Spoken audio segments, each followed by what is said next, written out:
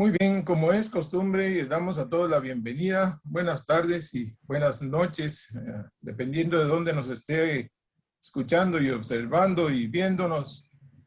Agradecemos que haya venido a esta mesa virtual de café que hacemos cada 15 días, los días sábados, y que empezó durante el tiempo de la pandemia. Hoy ya es segundo año que lo estamos haciendo. Y pues realmente ha sido algo bastante bonito, bastante agradable poder tomarnos un café y platicar de temas muy interesantes. Este es el café, la edición número 6 de 2021, con el tema los usos horarios. Los usos horarios. Y permítame entonces, voy a pasar a presentar a nuestro invitado especial, que es el invitado de hoy.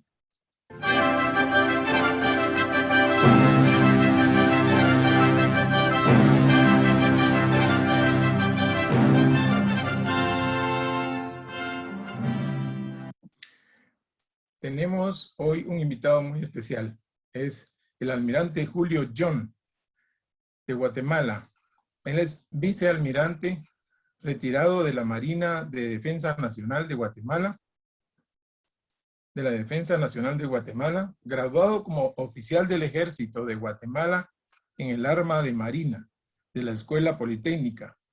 Tiene un máster en Administración de Negocios, un MBA cum laude por la Universidad Galileo de Guatemala.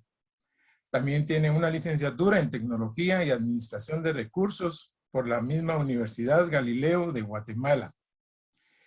Tiene una ingeniería hidrográfica del US Naval Oceano de Suitland, Maryland. Así es, también como un posgrado en Oceanografía y Ambiente Marino. Mire usted qué interesante. Un posgrado en Oceanografía y Ambiente Marino por el US Naval Oceano de Suitland, Maryland, en Estados Unidos. Y no nos alcanzó un slide para poner todos los cargos, así que seguimos con el siguiente slide, donde mencionamos que también es graduado distinguido del curso superior de guerra naval del US Naval War College en Newport, en Rhode Island, en Estados Unidos. También graduado del curso superior de defensa continental del Inter-American Defense College en Washington, Estados Unidos. Tiene un diplomado en alta gerencia por la Universidad Francisco Marroquín de Guatemala. Tiene un diplomado en cartografía náutica por la Escuela Cartográfica del Servicio Geodésico Interamericano de Panamá.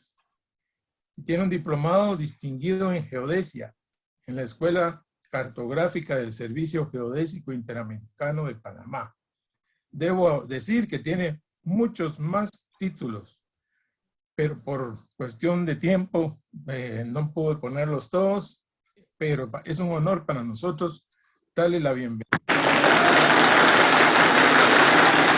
al vicealmirante Julio John. Dejo de compartir y le damos la más cordial bienvenida a este café. Gracias por haber aceptado nuestra invitación para venir a compartir este tema, que es un tema muy interesante.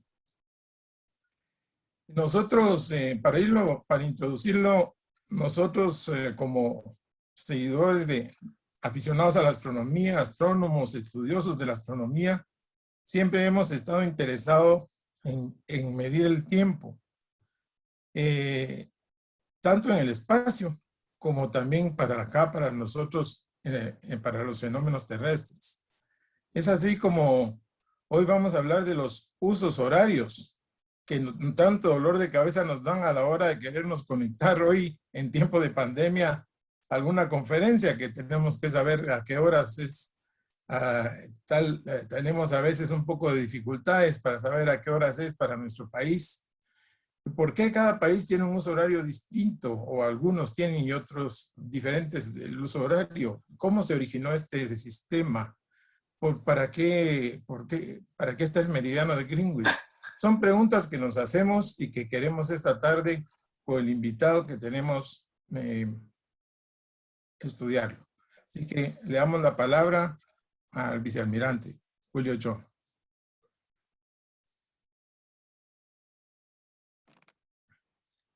Adelante, vicealmirante. Gracias, buenas tardes.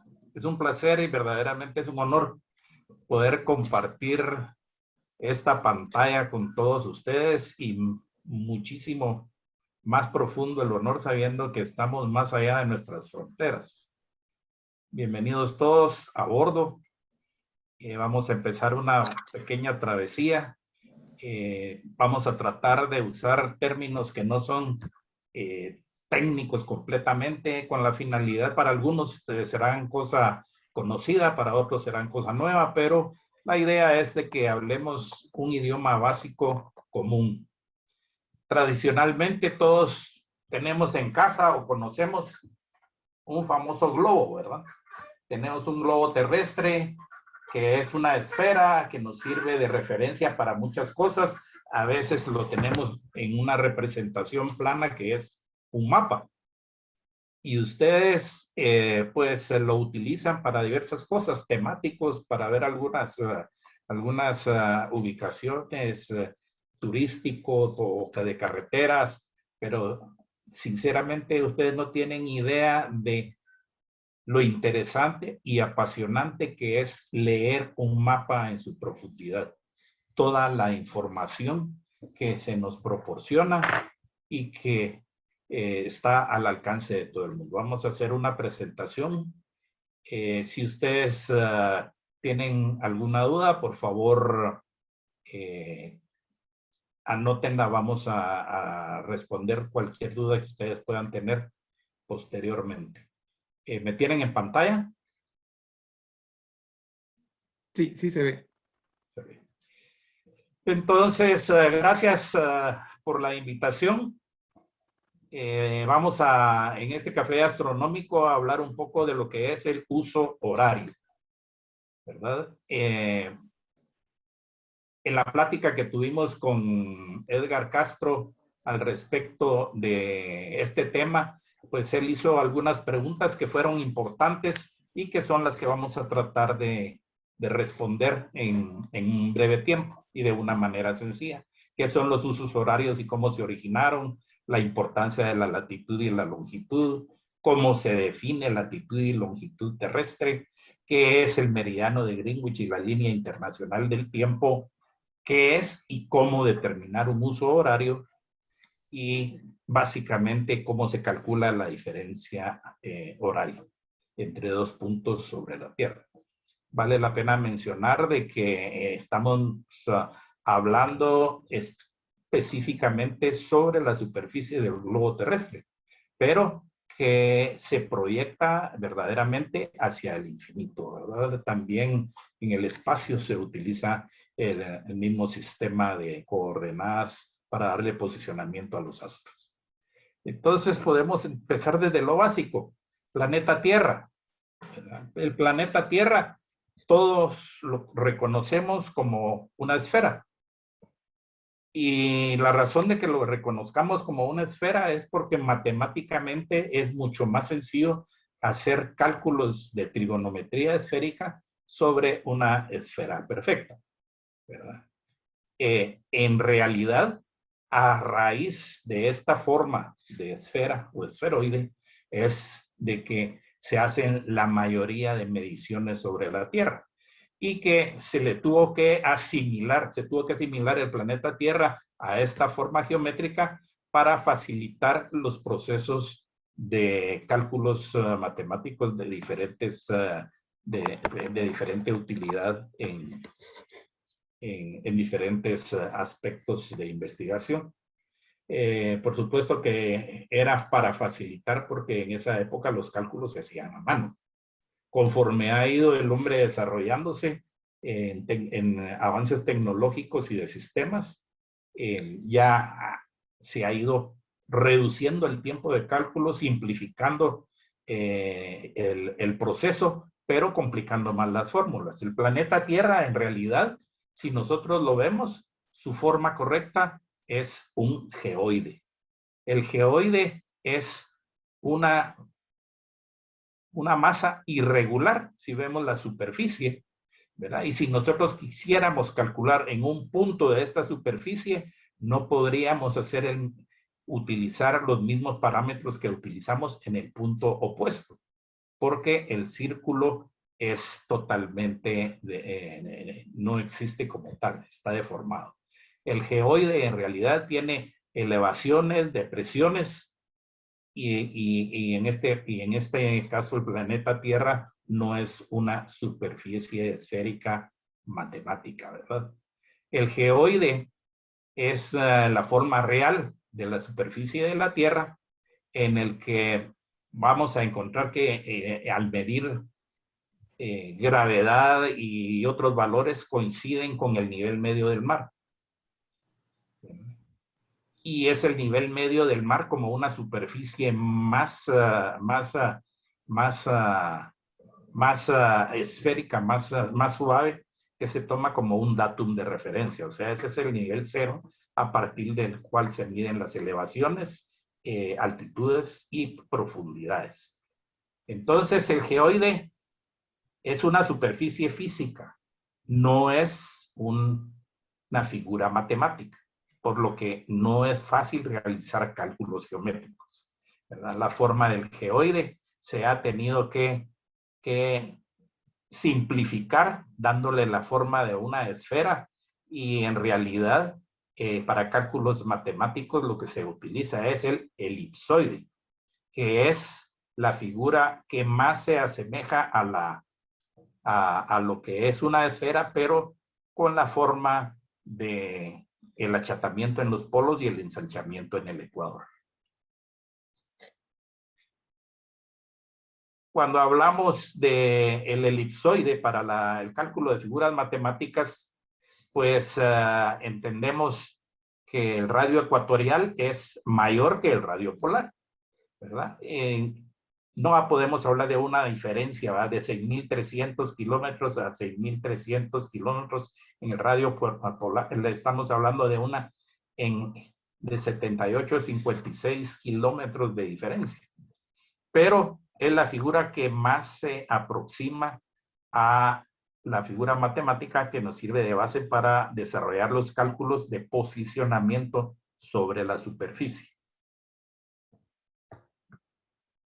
El posicionamiento sobre la superficie de la Tierra nosotros lo hemos utilizado desde hace siglos, y es un sistema de coordenadas cartesianas. En el caso del elipsoide, estas coordenadas se proyectan hacia la superficie de la Tierra, de manera que el geoide adopta esta forma de red, ¿verdad? Y matemáticamente se calcula a través del elipsoide. El posicionamiento sobre el planeta Tierra en realidad fue en el año 530 Pitágoras quien admitió que la Tierra podría ser esférica.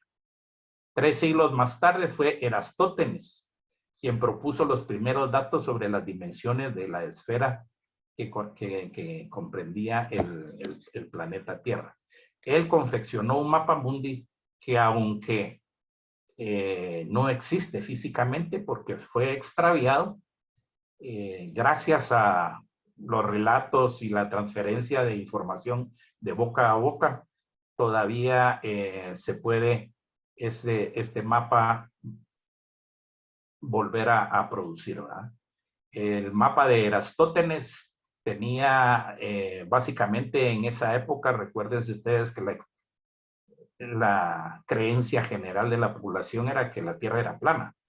Más allá del Mediterráneo, que era donde principalmente se ejercía el comercio y el desarrollo de las grandes civilizaciones, salir y empezar a navegar en los mares más allá del Mediterráneo significaba encontrarse con las grandes cataratas, encontrarse con los kraken, o sea, los monstruos marinos, y todas las leyendas que surgieron a raíz de que la Tierra era plana, que estaba sobre 4 tortugas, que no había una definición exacta, a pesar de que Erastótenes ya había desarrollado un sistema de coordenadas que dividían el mundo conocido, el viejo mundo de esa época, en el cual había una línea dirección norte-sur ¿verdad? Que pasaba por Siena y Alejandría.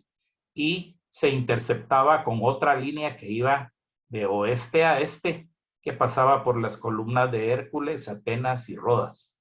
Este sistema de cuadrículas, pues ya les permitía, ¿verdad?, poderse posicionar en alguno de estos departamentos que se llamaban las esfragiadas en esa época. El concepto más antiguo de ubicar un punto sobre la superficie de la Tierra es utilizando un sistema de coordenadas cartesianas. Fue desarrollado formalmente por Ptolomeo, ¿verdad? Y fue Ptolomeo quien aplicó los términos de latitud y longitud con el propósito de ayudar a los navegantes que comerciaban o que transitaban por el mar Mediterráneo. Cada punto sobre la superficie de la Tierra se puede identificar exactamente definiendo la intersección de estas dos medidas angulares expresadas en sistema sexagesimal. Si hablamos latitud, vamos a encontrar que se define por círculos concéntricos paralelos hacia el norte o hacia el sur, partiendo del círculo máximo, que es el ecuador. Círculo máximo se entiende como que de todos los círculos que conforman los paralelos de la Tierra, el más grande o el mayor siempre es el ecuador, o sea, el más grande de todos. Los otros son círculos concéntricos. Si los vemos dirección norte-sur, si los vemos desde el polo, pues vamos a ver de que son círculos concéntricos que nunca se interceptan entre sí, pero que nos pueden definir una posición con respecto al círculo máximo hacia el norte o el círculo máximo hacia el sur. El ecuador es igual a los 00 grados, y cuando hablamos del sistema sexagesimal, pues básicamente nos vamos de 0 grados hacia 90 norte o 0 grados hacia 90 grados del sur. Con respecto a la longitud, pues básicamente es, en este caso, una serie de círculos máximos, o sea, todos los meridianos tienen, por así decirlo, el mismo tamaño, porque las líneas de longitud o meridianos que son definidos a partir de círculos máximos que se interceptan en los polos. Y todos estos círculos, cuando los vemos desde el polo, vamos a encontrar que tienen exactamente las mismas dimensiones. A partir del meridiano 0, 0, 0, las demás líneas se identifican como hacia el norte o hacia el oeste. En el caso del 0, 0, 0, estamos hablando del meridiano de referencia. En la actualidad, el meridiano de referencia es el meridiano de Greenwich. Y el contrameridiano de referencia es el que se ubica y define la línea internacional del tiempo. Cuando hablamos de latitud y longitud, pues definitivamente es un inicio de un proceso de proyecciones. Latitud es el ángulo comprendido entre el plano del ecuador, el centro de la Tierra y un punto sobre la superficie. Este en el sistema sexagesimal, desde el ecuador partimos al 0 grados hacia el punto que identificamos. Esa medida angular nos va a dar elevación o latitud. Por supuesto que ese nos da un punto sobre la Tierra que podría ser infinito sobre todo ese paralelo, ¿verdad? Y necesitamos interceptarlo con el otro meridiano, o con otra medida, que es la longitud, o sea, el ángulo comprendido entre el plano del ecuador y el meridiano de referencia, o sea, el meridiano cero. Esta longitud que nos define este meridiano, ¿no? Y la posición en la que se encuentra, si interceptamos el meridiano con el paralelo, pues nos da la posición, latitud y longitud. ¿Por qué hablamos de estos dos términos? Porque son la base para entender cómo funciona un uso horario. En el caso de Guatemala, nosotros nos encontramos latitud 1,4 grados, 37 minutos, 22 segundos norte. Y longitud 0,90 grados, 31 minutos, 53 segundos oeste. Entonces ya tenemos que latitud es la posición con respecto al ecuador, hacia el norte o hacia el sur. Y en longitud hablamos la posición con respecto al meridiano de referencia. Estamos a 0,90 grados del meridiano de Greenwich hacia el oeste. Con esa posición, pues nosotros podemos definir algunas cosas. Como una cápsula, les podría mencionar de que la estrella polar, que es una estrella circumpolar, ¿verdad? Tiene la característica de que nunca se esconde en el horizonte cuando hablamos de su posición con respecto al hemisferio norte de la Tierra. Y básicamente vamos a encontrar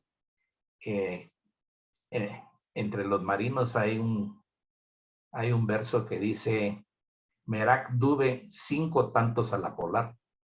Bueno, quiere decir que si nosotros identificamos la osa mayor, posicionamos Merak Dube, la distancia 5 veces proyectada nos va a ubicar en un momento determinado con la estrella polar. ¿Qué es lo que a nosotros nos llama la atención en este caso?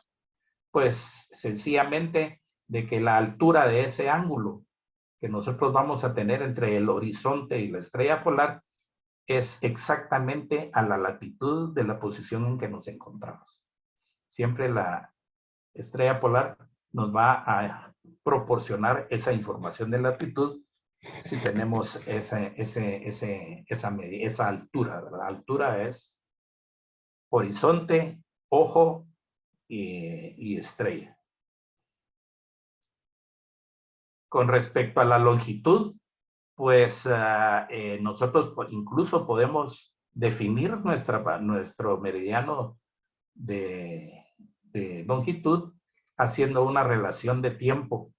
El tiempo que nosotros conocemos como UTC, el Universal Time, que es igual al tiempo del meridiano de Greenwich, también se conoce como Zulu Time. Pero si nosotros sabemos la diferencia horaria que hay entre el meridiano de Greenwich y la posición, o sea, nuestra hora local, podemos perfectamente identificar cuál es nuestra longitud. Y lo vamos a ver más adelante.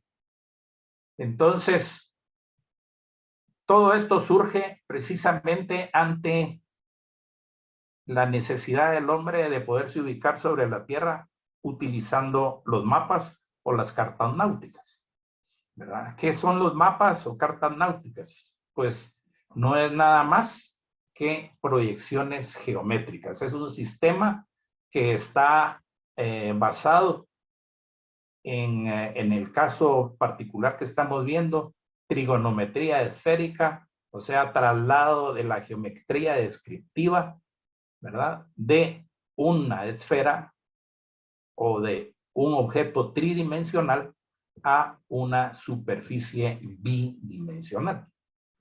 El sistema de proyecciones se usa para transferir información de un globo hacia una superficie plana, que puede ser un cono, puede ser un cilindro o puede ser un plano, ¿verdad? Si es el cono, se identifica como una proyección cónica, una proyección cilíndrica o una proyección plana.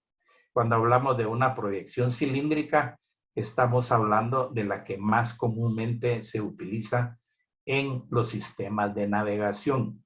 Pero estamos hablando en los sistemas de navegación a larga distancia.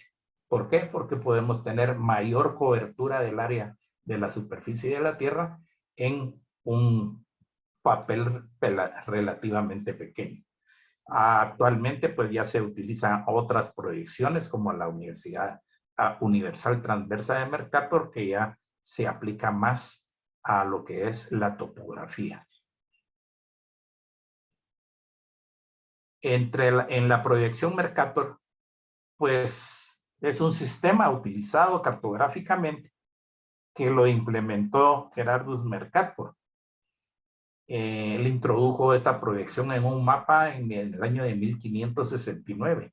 Se clasifica como una proyección cilíndrica y se trabaja muy fácilmente en base matemática. Se caracteriza por que los paralelos de latitud se representan como líneas horizontales rectas y los meridianos se representan como líneas verticales rectas perpendicularmente al ecuador. Si ustedes se recuerdan y visualizan la esfera, pues los paralelos nunca se llegan a tocar. Sin embargo, los meridianos siempre se cruzan en el polo. Cuando vemos una carta náutica o un mapa en proyección cilíndrica de Mercator, vamos a encontrar en el mapa que esas líneas van a ser paralelas. Se extienden hacia el norte y nunca se van a juntar. Al hacer esa proyección, pues definitivamente se genera una deformación en las escalas de la representación de la Tierra, ¿verdad? Y esto se debe principalmente a la curvatura de la Tierra. Cualquier línea recta, pues permite a los navegantes trazar un rumbo. Hay dos tipos de rumbo. Está un rumbo ortodrómico, que es una línea curva que en realidad es una línea recta, ¿verdad? La línea, ustedes saben que la línea recta es la distancia más corta entre dos puntos. Si ustedes en una esfera trazan una línea recta entre dos puntos, cuando la representan en el plano, va a ser una curva. Entonces, eso se reconoce como la navegación ortodrómica. Y loxodrómica es cuando la línea recta no tiene variación.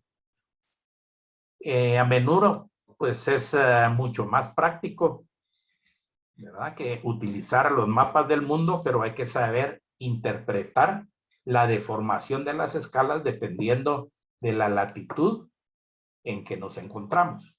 Y, por supuesto, que depende también del tipo de proyección que se emplea. Si ustedes hablan de países alargados como es Chile, la proyección cilíndrica de Mercator no es práctica, porque es un país que comprende una amplitud muy grande entre paralelos. En el caso de países como Chile, se adopta de mejor manera una proyección cónica. Y si hablamos de una proyección polar, pues es muchísimo más fácil utilizar una proyección plana. Yo sé que esto es lo más complicado de poder entender algunas veces, de visualizarlo, ¿verdad? Actualmente, pues es la proyección transversa de Mercator, la más popular, y ya en la actualidad, pues ya no nos referimos a había diferentes geoides que se tenían que trabajar para hacer los cálculos dependiendo de la posición en que uno se encontraba sobre la esfera terrestre. Ya en la actualidad, todas las coordenadas se refieren a coordenadas universales, que son más relacionadas a coordenadas astronómicas. Entonces, la proyección cilíndrica de Mercator básicamente es un cilindro que se coloca tangente al ecuador, ¿verdad?, y que al proyectar del centro de la Tierra hacia el infinito en un azimut, entonces traslada la información o la plasma la figura de la esfera sobre el plano. La característica principal es de que en este caso, como es tangente al ecuador, la distancia que hay en este perímetro es exactamente igual a la distancia que se representa en el plano. Pero van a encontrar de que conforme más al norte, y ahí es donde ustedes ven que del ecuador a los 10 grados de latitud, no es físicamente la misma distancia que hay entre los 70 y los 80 grados, ¿verdad? Mientras más al norte, más se separan los paralelos. Sin embargo, los meridianos mantienen esa misma distancia. Por eso es que esta proyección matemática se utiliza mucho más en los mapas, pero la deformación es tal que ustedes van a encontrar siempre que Groenlandia se ve incluso a veces más grande que Europa, siendo la realidad otra, pero es por la deformación. El área que comprende este cuadrado no es igual al área que comprende el cuadrado que está a la altura del ecuador. Aquí está una representación real, por así decirlo, si tenemos esta que fue la tangente, y aquí está una escala deformada. Entonces, los usos horarios, ya mencionamos que el plano del círculo máximo de la Tierra en el Ecuador es de 360 grados, porque estamos utilizando el sistema sexagesimal. La circunferencia de la Tierra es de aproximadamente 50,000 kilómetros, o sea, 21,600 millas náuticas. La milla náutica, por definición internacional adoptada en el año de 1929, es el valor convencional de 1,852 metros. Y esos 1,852 metros se derivan precisamente de que es el equivalente a 1 minuto de latitud, ¿verdad? En algunos otros lugares, pues también se interpreta como el valor convencional de 2,000 yardas. Pero es 1 minuto de latitud en referencia, por supuesto, a la latitud en que nos encontramos. 1 minuto de latitud aquí en el Ecuador no es igual que 1 minuto de latitud aquí al nivel casi polar, ¿verdad? Pero gráficamente y para los navegantes es mucho más sencillo medir una distancia en esta latitud en referencia a 1 minuto de arco en latitud acá, o si estoy ubicado físicamente en este sector, pues 1 minuto de latitud acá. Físicamente, si nosotros usamos una regla sobre el mapa, vamos a ver que son diferentes, ¿verdad? Pero es por la proyección que se maneja de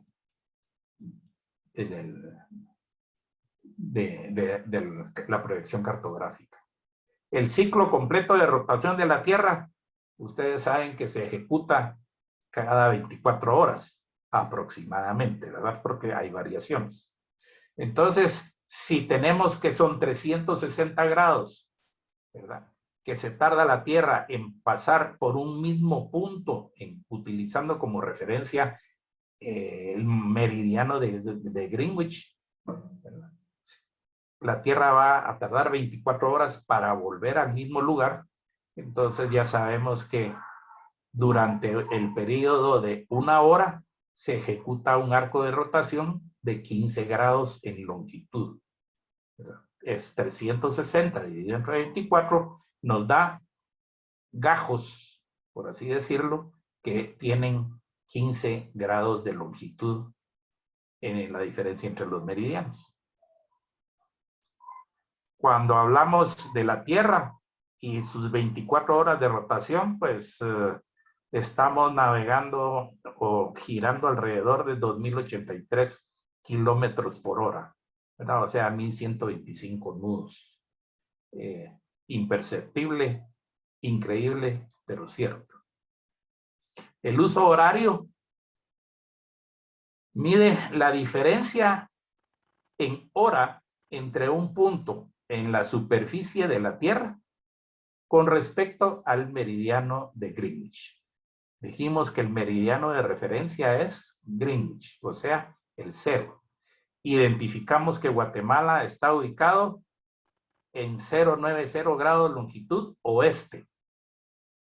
Entonces, tenemos 90 grados de longitud hacia el oeste, en diferencia de longitud, en diferencia horaria, o sea, la hora local nuestra comparada con la hora de Greenwich se mide de acuerdo a la cantidad o el número de gajos de cada uno de los usos horarios, que son esos 15 grados, ¿verdad? Hacia el este o hacia el oeste.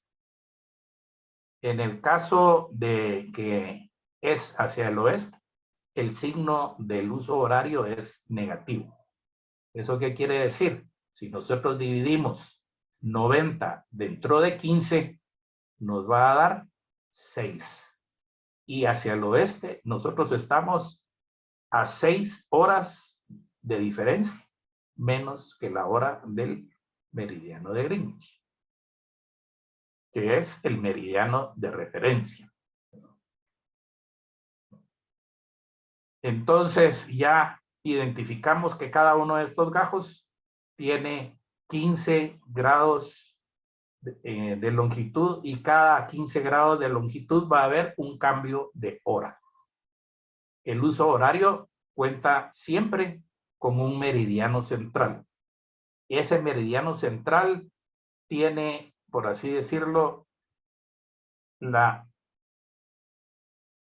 característica de que separa el uso horario hacia el este y hacia el oeste respectivamente también, ¿verdad? En 7 grados 30 minutos. El uso horario se enumera a partir del 0, que es el meridiano de referencia Greenwich hacia el este o hacia el oeste. Si hablamos de esos gajos puestos ya sobre una proyección plana, pues definimos de que la referencia de meridiano de Greenwich o hora Zulu se encuentran, cada uno de estos gajos, dijimos, son franjas de 15 grados. Y el meridiano de Greenwich se encuentra precisamente lo que es la zona 0. Después hacia el este, 1, 2, 3. Hacia el oeste, -1, -2, -3. De forma que cuando en Greenwich son las 12 horas, en el uso 3 hacia el este son las 15 horas. O sea, las 12 más el uso 3 igual a 15 horas. ¿Y qué pasa en la zona -3? Es las 12 horas menos 3 son las 9 horas. Si nosotros hablamos de Guatemala, dijimos que es -6, las 12 horas menos 6 horas en Guatemala van a ser las 6 de la mañana. Y es importante tomar en consideración de que aquí estamos hablando que la amplitud de cada una de estas zonas horarias es de 15 grados. Estos 15 grados no son los que identifican los meridianos de longitud. Cada uno de estos es una zona horaria. Los meridianos de longitud, ¿verdad?, se definen a partir del 0 hacia 180 grados hacia el este y 180 grados hacia el oeste para encontrar la línea internacional del tiempo, ¿verdad? O sea, el contrameridiano de Greenwich. Y entonces se van a dar cuenta de que cuando hablamos de 0 a 15 a 30, este 15 pasa a ser el meridiano central de la zona número 1. Y así sucesivamente. Vamos a ver, 15 meridiano central de la zona -1, 15 meridiano central de la zona 1, 2, 3, 4, 5, 6, sucesivamente hasta 12, o de 0 a -12. ¿No? Y cada uno, ya estos ya son la ubicación de los meridianos de longitud. Y cada uno de estos meridianos es el que tiene la amplitud de 15 grados. El meridiano cero en Canarias. Hemos mencionado en esta plática varias veces el meridiano 000, que es el que pasa por Greenwich, una localidad cercana a Londres. Pero esto no siempre ha sido así. En 1884, el meridiano de referencia era las Islas Canarias. Y después, primero en la Gran Canaria y después en la punta de la Horchila, que siempre está en las Islas Canarias. Pero ahí era donde se localizaba el meridiano cero.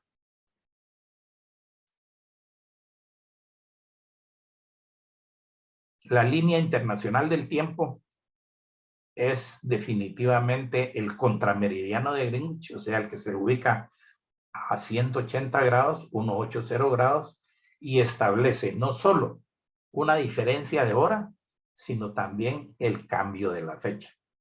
Ese contrameridiano que define la línea internacional del tiempo, en la actualidad no es una figura matemática, ya que por diferentes conveniencias económicas o políticas, ustedes van a encontrar que la zona horaria, incluso aquí tienen la zona cero del meridiano de Greenwich, cubre toda la parte oeste del África y la parte oeste de Europa.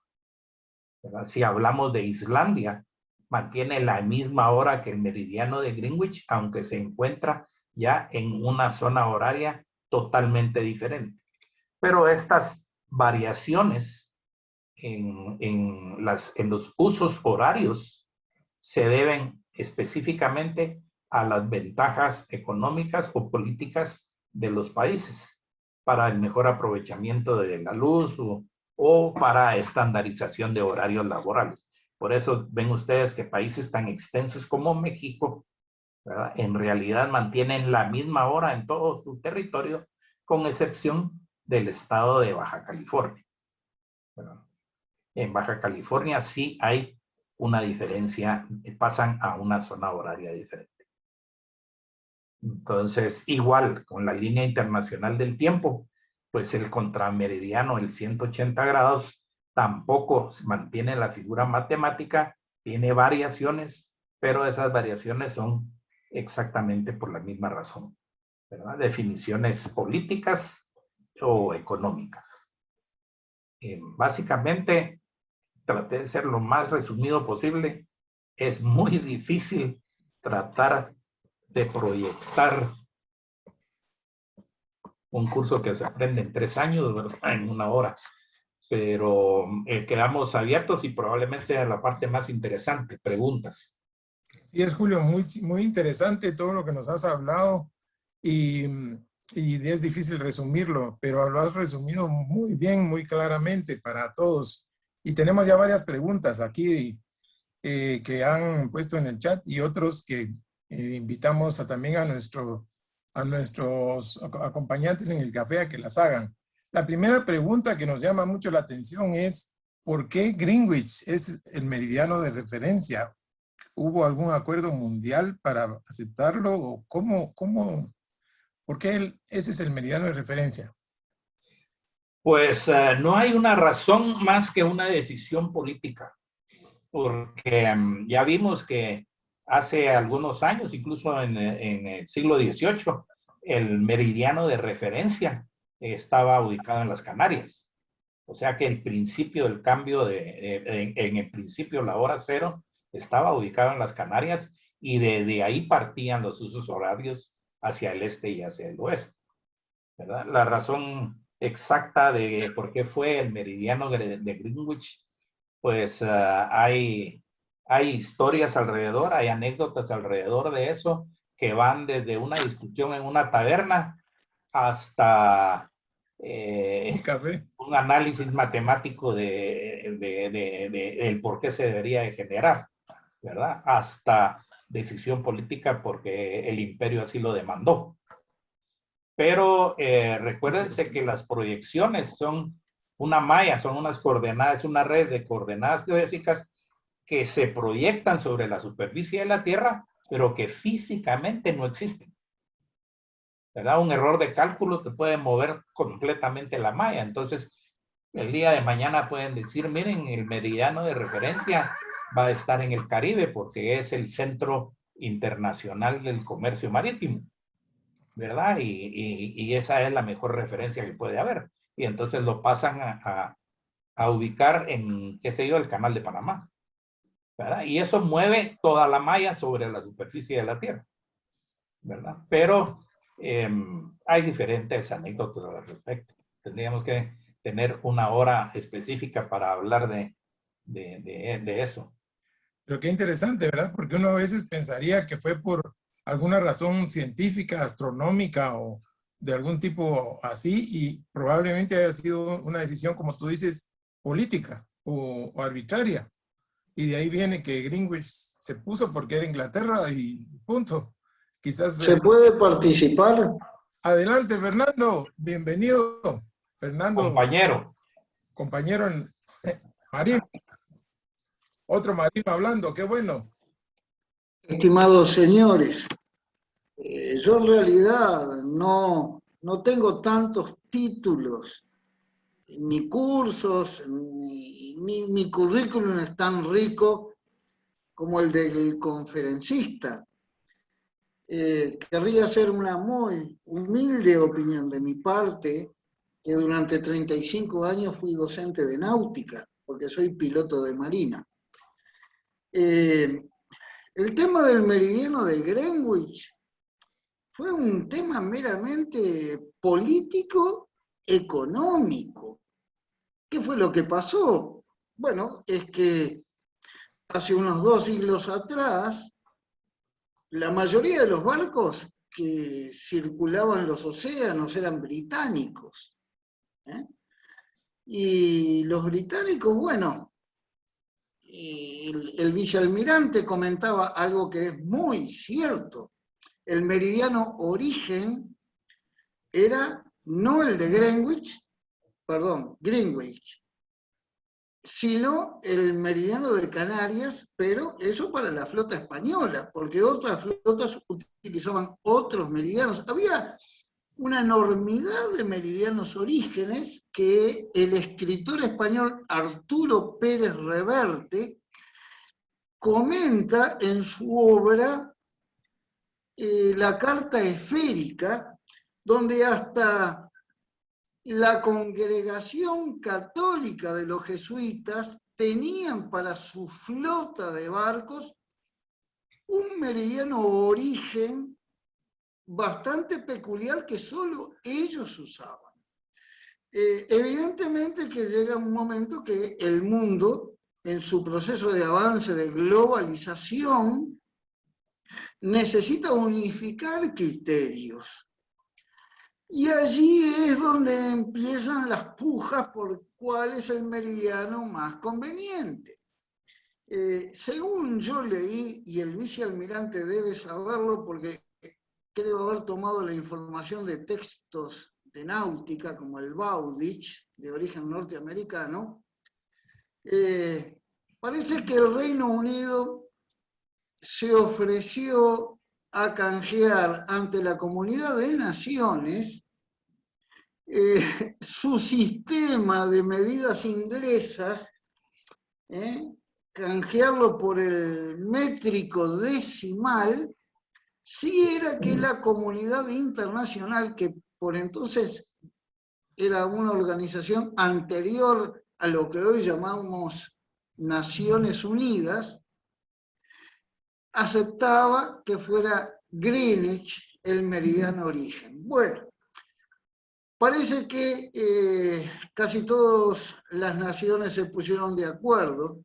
Había otras 2 opciones, que eran el meridiano que pasaba por la gran pirámide de Keops, por su vértice en Egipto, y otro meridiano para nada a desatender si uno mira cómo es la estructura de los continentes, que es el meridiano de Jerusalén, aunque confieso no sé por qué parte de Jerusalén pasaría.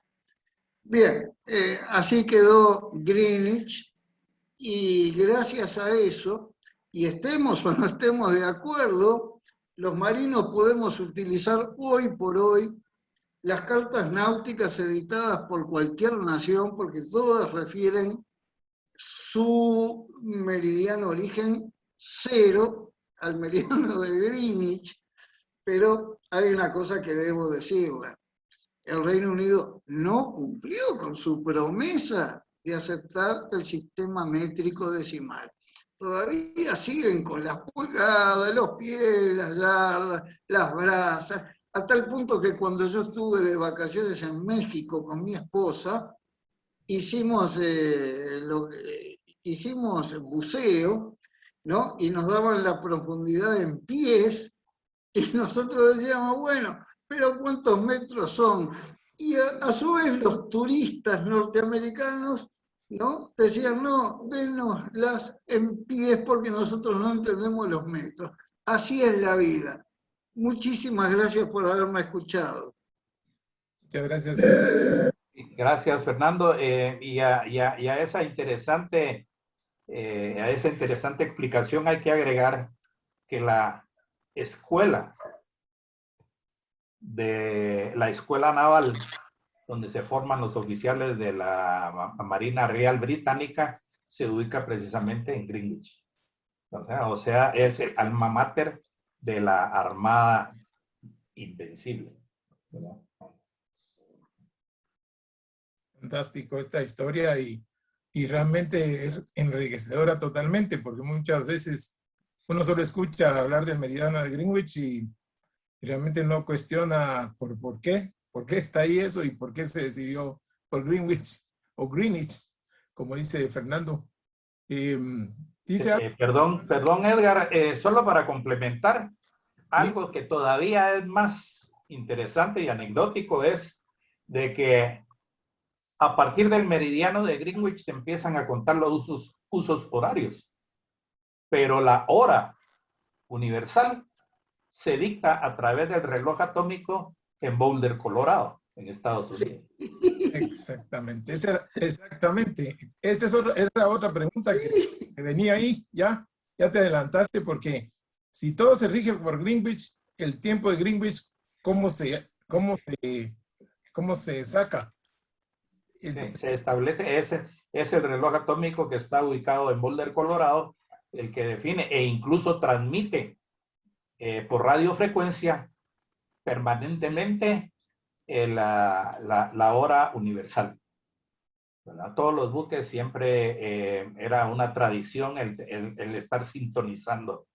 Iba un pac, pac, pac y una señal, daban la hora al minuto y seguía pac, pac, pac, 24 horas al día. O sea que entonces de Colorado dan la hora para Greenwich. Establecen la hora universal, o sea, en referencia, por supuesto, al meridiano Universal Time, meridiano de Greenwich. Edgar, ¿puedo comentar algo? Adelante, Fernando. Este señor me está trayendo recuerdos muy nostálgicos de cuando yo navegaba y no había GPS.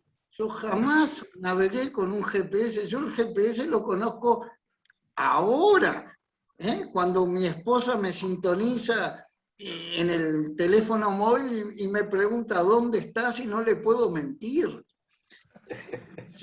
Bueno, tú te ríes, pero a mí me trae una nostalgia tremenda. Cuando yo navegaba, teníamos que saber lo que se llama el estado absoluto del cronómetro, y para eso el radiotelegrafista, que es algo que ya no existe más, ya los barcos no lo llevan, porque, bueno, hay otros métodos de comunicaciones más directos, sintonizaba una emisora de radio que transmitía la hora del meridiano de Greenwich, y con eso nosotros determinábamos el error que tenía el cronómetro. O sea, la gente a veces confunde el concepto de cronómetro. Un cronómetro es un reloj de precisión que no exige de un péndulo, que fue diseñado supuestamente por un tal Harrison, que ayudó a calcular las longitudes y que los barcos lo llevan con la hora del meridiano de Greenwich. Qué cosas, ¿no? Mientras tú te ríes, a mí me trae recuerdos de aquellas guardias de navegación que yo hacía por la noche observando los astros y escuchando simultáneamente la música del grupo ABBA. Bueno, muchísimas gracias y no interrumpo más. Bienvenido, Fernando. Muchas gracias. Es muy interesante, ¿verdad? Muchas generaciones, personas de las generaciones actuales se preguntarán, pero ¿cómo podías navegar sin GPS? ¿Cómo es posible? Pero, escúchame, pero Edgar, no existía. Nosotros, y el vicealmirante lo sabrá también, porque él mencionó a la estrella polar, y bueno, y veíamos la polar cuando estábamos en el norte, y sabíamos para dónde íbamos. Así fue como Cristóbal Colón llegó a América, ¿no? Y acá en el sur, que no tenemos una estrella polar, pero tenemos la Cruz del Sur y identificamos el polo celeste del sur, ¿no? Y también se sabe de los movimientos del Sol, ¿no? Y una cosa que el vicealmirante recordará y estará de acuerdo conmigo, y que yo creo que en algún momento te lo dije, ¿no? Cuando navegábamos hacia el este, por ejemplo, del Caribe, de Venezuela hacia Europa, porque yo estuve en la Marina venezolana, soy de hecho también oficial de la Marina venezolana, cada vez que cambiábamos de uso horario, teníamos que, digamos, adelantar la hora. Y entonces la guardia se nos hacía más corta. Evidentemente que también el descanso se recortaba. Cuando veníamos para el oeste de Europa, para Venezuela, era exactamente al revés. Teníamos que atrasar la hora y la guardia se nos hacía más larga. Y bueno, y esos son recuerdos que uno tiene, que uno arrastra y que uno le gusta compartir con los demás. Gracias, Fernando. Otra pregunta para Julio. Julio, tú hablaste también de la línea internacional del tiempo, o la línea de la fecha. Cuando un barco o un avión atraviesa esa línea, ¿tienen que, como dijo Fernando, actualizar la fecha en ese momento? ¿O cómo se maneja la división entre fechas exactamente en esa línea de la línea internacional del tiempo? Mira, cuando hablamos del tránsito aéreo, pues es muy sencillo. Cuando uno vuela del continente americano a Europa, por ejemplo, te dan la hora de abordaje y la próxima hora que te dan en la planificación es la hora de llegada. El transporte aéreo es tan rápido que no toma en consideración más de que cuando vas a llegar a una diferente hora. En lo que es navegación, que es donde se aplica verdaderamente el término de Zulu Time, ¿verdad? El buque, mientras va navegando y va cruzando cada uno de los usos horarios, de acuerdo a los meridianos, tiene que ir justificando y cambiando la hora, de manera que cuando llega a su puerto de destino, ya llega ajustado, porque el cambio de hora también influye en las faenas, o sea, en toda la vida a bordo. O se alargan las guardias o se acortan las guardias. Estás hablando de que un buque, en la época en que Fernando navegó, que puede haber sido la mía también, teníamos una velocidad crucero de 12 nudos, ¿verdad? Para movernos de América a Europa. Entonces, 12 nudos son 12 millas náuticas en una hora, ¿verdad? Es relativa, estás hablando de casi 30 kilómetros por hora. Entonces es muy lento y tenés que ir ajustando toda la faena del día poco a poco, de manera que al llegar al puerto de destino no haya ese cambio tan brusco, ¿verdad? Entonces, exactamente lo mismo sucede con la línea del tiempo. En un momento determinado puedes ubicar un barco en la línea del tiempo, y si lo ubicas en el Ecuador, que sea norte y sur, lo está verdaderamente le está dando diferente posición, le está dando diferente fecha, le está dando diferente hora, y al momento de cruzar ese contrameridiano, la mitad del barco va a estar en una fecha y la otra mitad del barco va a estar en otra fecha. Exacto. Entonces son asuntos de administración interna por aspectos de logística. Interesante, ¿verdad? Realmente se queda uno pensando las cosas, porque, o sea que en algún momento en ese lugar del Pacífico está ocurriendo que de un lado a un metro es una fecha y a otro metro es ya otra. Es exactamente como la famosa foto que se toman cuando están cruzando, por ejemplo, los que hacen un viaje de placer o turístico a México, que se paran en el puente y ponen un pie sobre Guatemala y el otro pie sobre México, ¿no? Exactamente en la línea divisoria. Entonces, es puro asunto de administración. Muy bien. Y otra pregunta, Julio, cuando hablaste de los usos horarios, y son esa especie de gajos que hay 24, Sí. Todas las poblaciones que están dentro de un gajo tienen la misma hora, podemos decir así. Si te recordás en el mapa que vimos, verdaderamente están definidos los usos horarios matemáticamente como gajos de 15 grados de amplitud, pero políticamente no se cumple, porque tomamos el caso de México. México es un país horizontal, a diferencia de Chile, que es un país vertical, geográficamente. Entonces, México tiene la misma hora en todo su territorio, aunque comprende diferentes zonas horarias, por conveniencia de la administración mexicana. Solo el estado de Baja California Norte y Baja California Sur pasan al siguiente uso horario. Si tomamos en cuenta Estados Unidos tiene hora del este, hora del oeste y la hora estándar central.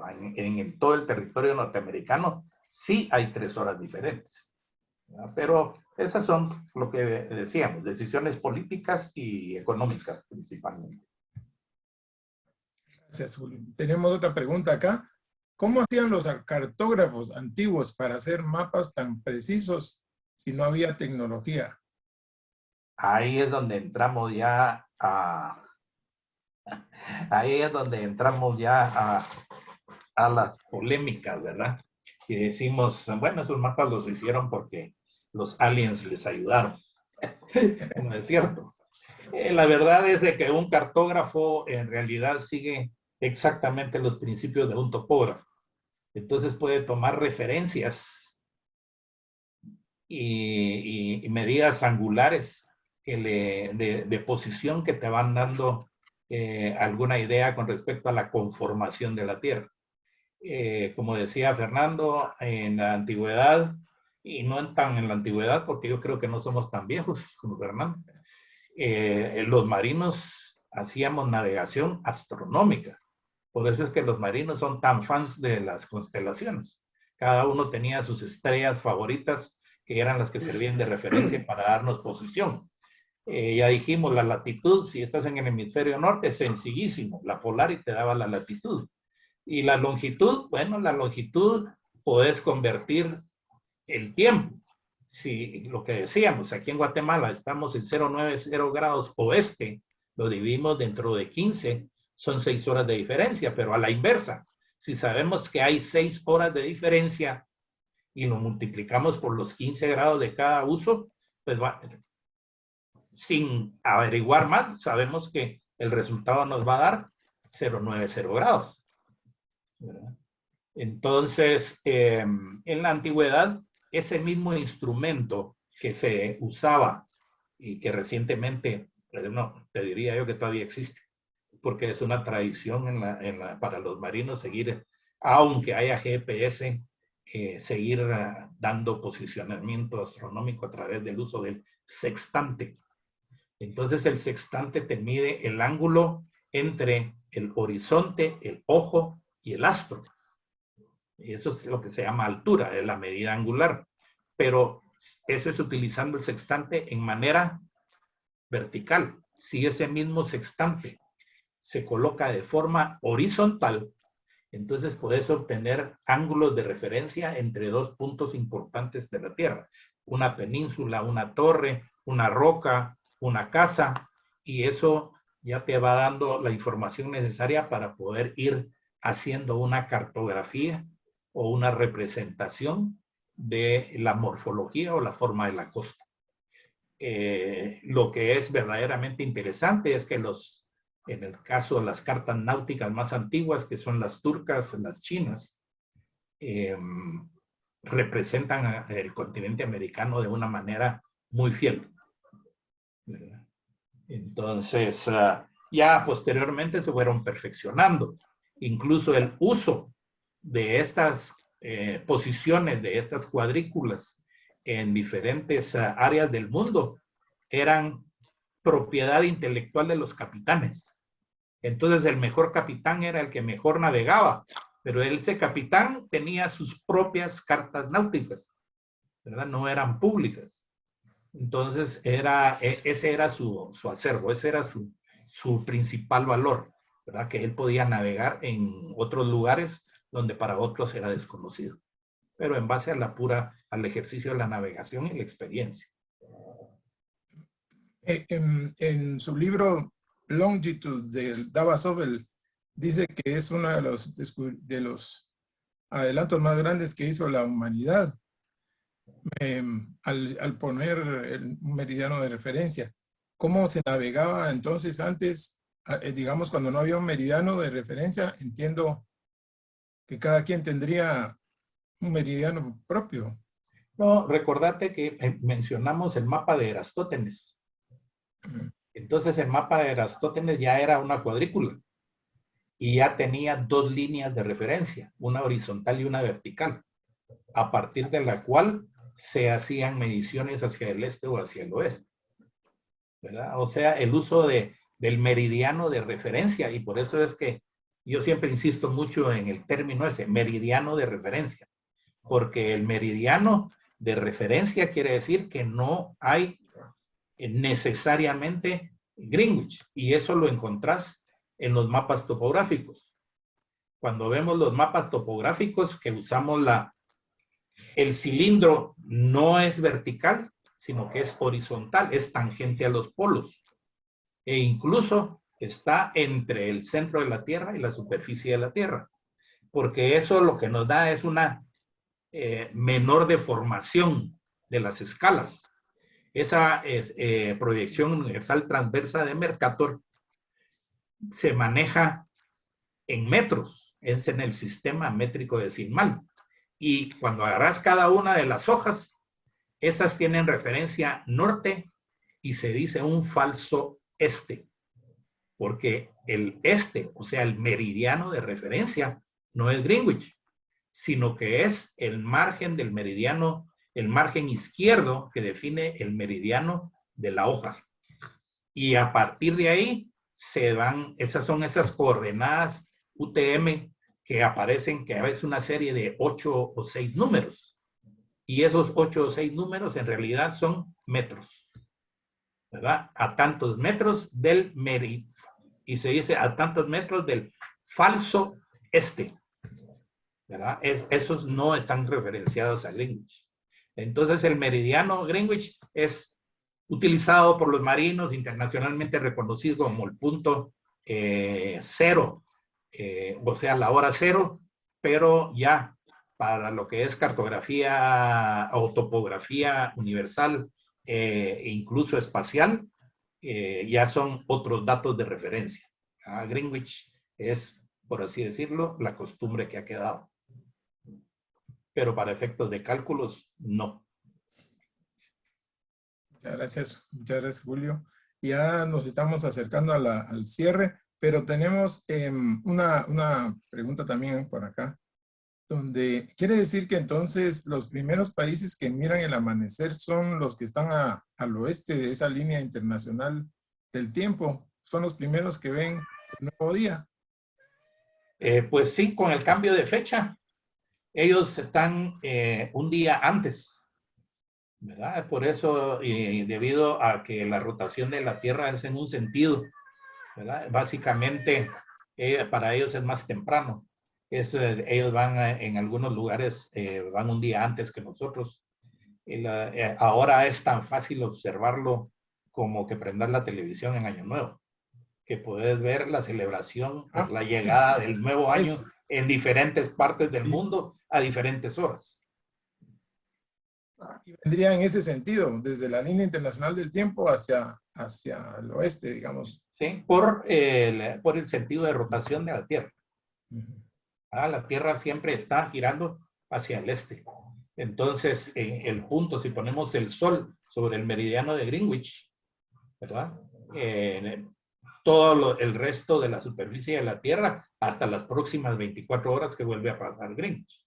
Y si lo ponemos sobre la línea del tiempo, pues definitivamente ahí cambió la fecha, ¿verdad? Entonces cambia la fecha y se va trasladando ese cambio de acuerdo a la rotación. Muchas gracias. O sea, qué interesante, porque muchas veces uno no se pone a pensar sobre todas estas cosas y que hay un lugar donde cambia la fecha en el mundo.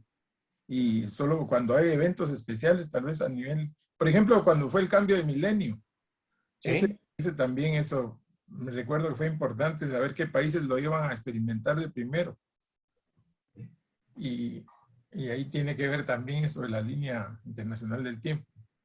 No sé si alguien más quisiera hacer alguna pregunta, ya vamos a ir cerrando, pero si alguien todavía quiere hacer alguna pregunta, pues todavía nos da tiempo. Y es muy interesante porque... Edgar, Adelante. ¿vos me escuchas? Fernando. No, yo no quiero hacer una pregunta, no, para nada.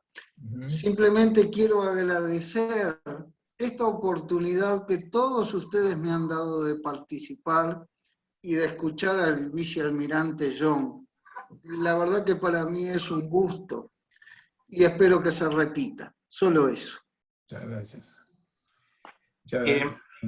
Si me permitís, Edgar, fíjate que como a veces no queda muy claro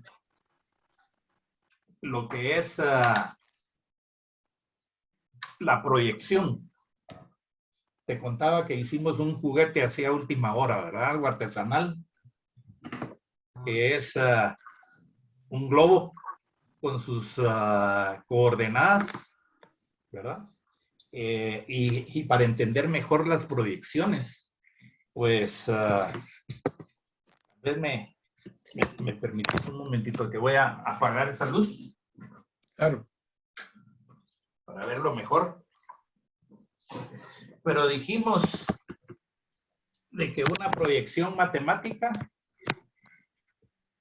no se ve, pero una proyección matemática no es más que un punto de referencia que es el centro de la Tierra con un azimut hacia un punto X.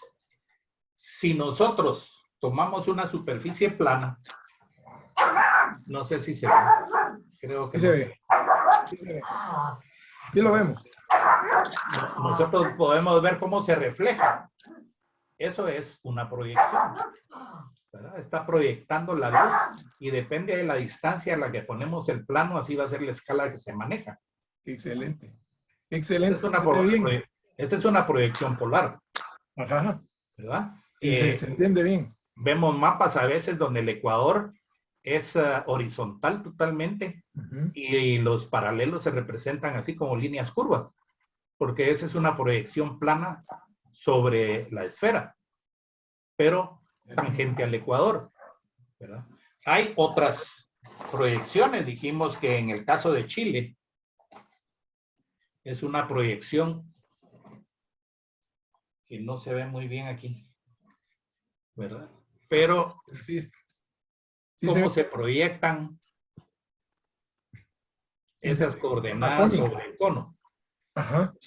que va dependiendo de la posición del cono, cuán tangente es al ecuador, y en el caso de Chile, decíamos, tiene menos deformación el país, porque está aquí en el hemisferio sur, ¿verdad? Con más fácil de identificar cartográficamente. Y si hablamos de la proyección Mercator, pues es casi lo mismo. Tangente en el ecuador, Qué bien. y se Qué representa claridad. como líneas paralelas. Los meridianos se proyectan como líneas paralelas que nunca se unen, Pues, cuando en la realidad, de acuerdo a la trigonometría esférica, ¿verdad? En la Tierra recorres el ecuador 90 grados hacia arriba, encontrás al polo, en el polo haces 90 grados hacia el sur y se intercepta con el ecuador y otros 90 grados, o sea, el triángulo interno es mayor de 180 grados. Entonces, Claudia eso, Pivaral dice, muchas gracias, que la explicación está muy clara. Y Álvaro González dice que es fantástica las simulaciones, qué bien. Se vieron bien claras, Julio. Se vieron, entendió eso bien el es más concepto. fácil que explicarlo. Es más, sí, visualmente se vio perfectamente bien las proyecciones, como la polar, digamos, la lateral o la horizontal, La plana, plana, la cilíndrica, la la cónica. cónica. Ajá. Es un pedazo de lapicero con un foquito y unas baterías. Hecho así ahorita, así a la... Tratando tratando de Qué ver de qué didáctica. manera decíamos más práctica. Florecita dice que Interpretación. te felicita, que es una ejemplificación excelente. Muy, muy clara, Julio. Muy clara la proyección. Ahora entendemos mejor los mapas. Ahora vamos a entender mejor los mapas, fíjate. Nos vamos a acordar de estas proyecciones. Sí, y definitivamente hay muchísimo más. Un mapa tiene muchísima más información que se puede leer. En el aspecto náutico existe lo que se llama la Carta Náutica número 1, que te da la definición de cómo se lee una carta náutica, que las características que tiene un faro, como qué destellos, qué tipo de luz, qué color de luz, a qué distancia se observan. Tradicionalmente los destellos representan una letra del clave Morse, ¿verdad? O sea, 3 destellos continuos que es S, una interrupción de 5 segundos y otros 3 destellos continuos. Todo eso se lee en la carta. Está indicado en la carta. ¿Verdad? Las diferencias, cuando uno ve una carta, un mapa, ¿verdad? Resulta que la línea que define la costa natural es de 5 micrones, ¿verdad? Pero si la costa tiene construcciones artificiales hechas por el hombre, cambia de 5 a 3 micrones, ¿verdad? Pero es apasionante, en realidad hay que verlo con mucho más detalle. Julio y Fernando, nos quedó una curiosidad a todos los que estamos en la mesa del café. Y la pregunta es que si ustedes en realidad sí usaron sextante y octante. Perdón, no sé, Fernando, pero yo te sé decir de que yo navegué con la compañía Hapag-Lloyd. En aquella época era la flota mercante alemana, entre los años 1970 a 1972, cuando no existía el GPS y apenas empezaba el tránsito de buques portacontenedores. Acostumbramos a decir cuando los barcos eran de madera y los hombres eran de hierro. Fernando, no sé qué. Bueno, a ver si me escuchan. Yo navegué a partir de fines del 76, aunque no fue de forma, digamos, no fue continuo. Tuve mis interrupciones por problemas laborales, porque no se conseguía trabajo. El pueblo venezolano, muy gentil, me confió algunos de sus buques por algún tiempo. Luego me dediqué a la docencia. El GPS no existía y tuve que aprender a manejar el sextante, ¿no? Que bueno, es una cuestión de práctica, es una cuestión de tener buena voluntad en hacer las cosas bien. Y durante mi periodo como docente de náutica también tuve que enseñarle a mis alumnos algo que hay, alguna foto que otra en internet que yo he subido de cómo practicábamos el uso de ese instrumento. Evidentemente el octante es algo anterior que yo nunca usé. Muchas gracias. Bueno, no nos queda más que decir que les agradecemos a Julio su brillante exposición de hoy. Agradecemos su claridad, su didáctica, la forma en que el interés que tuvo para podernos explicar. También Fernando por su participación, que hizo muy bonita, muy agradable también la charla de hoy. Les agradecemos a todos también su participación y le doy la palabra a Marvin Grijalva para que cierre como nuestro patrocinador de Mundo Idioma y Water Passport. Muchas gracias, Edgar. Bueno, como siempre, va cafezazo el día de hoy. Se lució el vicealmirante ahí con todo lo que nos explicó. Y definitivamente que ya voy a ver de otra manera mi globito. Y ya no solo como un adorno más en la casa, ¿verdad? No, que ya con otros ojos, así que aprendimos muchísimo el día de hoy. Sí. Muchísimas gracias, vicealmirante. Un gusto haberlo tenido acá en el programa del Café de hoy. Un aplauso, de verdad. Y también a Fernando, gracias también por habernos comentado. De repente lo tenemos en un café astronómico más adelante, Edgar. También para especial de marinos. Especial de marinos. Sería un gusto tenerlo por acá. Así que, bueno, y a todos los presentes también muchas gracias. Edgar también, buenísimo, también nuestro anfitrión. Gracias, gracias. Y nos veremos en la próxima dentro de 15 días, primero Dios. Así que pasen feliz noche y cuídense mucho. Muchísimas gracias a ustedes por su atención, muy amables. Fue un honor participar con ustedes. Gracias, gracias. Gracias. Buenas noches. Gracias, que pasen bien, muy amables. Saludos, Melissa. Feliz noche. Feliz noche, feliz noche a todos, feliz noche. Felicitaciones, excelente charla, excelente besito. Gracias. Gracias. Muchas gracias. Gracias a todos. Muchas gracias. Buenas noches. Gracias nuevamente a los. Muchas gracias por todo.